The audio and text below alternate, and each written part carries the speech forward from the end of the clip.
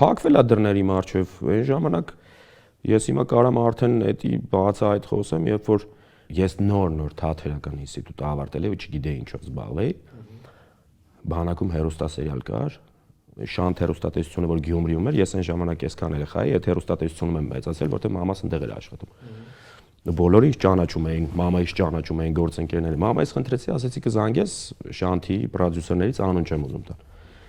Ասի զանգի խնդրի գնամ բանակում երկրորդական դեր նկարվեմ, այտենց ինչ որ կտորներ։ Էպիզոդիկ է։ Պայմանավորվեց բանկասին հա թող գա, ինչ որ ժամը 2-ին ենք պայմանավորվել, Գյումրիից 40 աշճան ջերմությունով եկա հասա 5 րոպե ուշացել էի։ Այդ պրոդյուսերը այտենց քարտուղարին զանգեց, ասեց այս մարդը եկել է, ասեց 5 րոպե ուշացել է, թող չգա էլ։ Ու դա դարձավ իմ համար ստիմուլ, որ ես այդ հեռուստատեսությանը, այդ մարդուն կոնկրետ պետք է ապացուցեմ, որ սենց։ Ու անցավ մի քանի տարի, ես այդպես լիքը պրինցիպներ եմ ունեցել, այն որ ապացուցելու։ Անցավ մի քանի տարի, ես հակառակը շատ սիրուն, շատ ճիշտ